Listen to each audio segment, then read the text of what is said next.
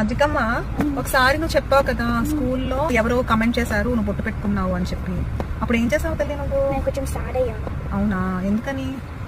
నాకు వాళ్ళు కమెంట్ చేయడం నాకు కొంచెం బాధ వేస్తున్నారు. ఓకే, మరి ఏమన్నా అన్నావా తిరిగి? అప్పుడు నెక్స్ట్ టైం మానేసారా అనటం? మళ్ళీ అన్నారా? మళ్ళీ అన్నారు. అప్పుడు ఏం చేసావు? నేను స్ట్రాంగ్ గా అన్నాను, this is my tradition I look beautiful with this అంటే. తర్వాత నా ఫ్రెండ్, నా పక్కన ఉండే ఫ్రెండ్ అంటే yes she looks actually beautiful this. ఎంత మంచి ఫ్రెండ్ అసలు. అప్పుడు అబ్బాయి మానేసాడా అనటం?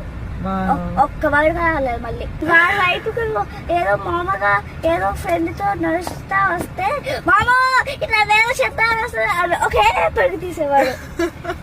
సో స్ట్రాంగ్ గా చెప్తే ఇంకా అబ్బాయి ఎప్పుడు నేను కమెంట్ చేయలేదా? గ్రేట్ జాబ్ ఆదితమ్మా. మరి బుడ్డి ఒకసారి ఎవరో నీ ఫుడ్ గురించి కమెంట్ చేశారు, నువ్వు లంచ్ బాక్స్ తీసుకెళ్ళింది అని అన్నావు కదా, అప్పుడు ఏం చేసావు?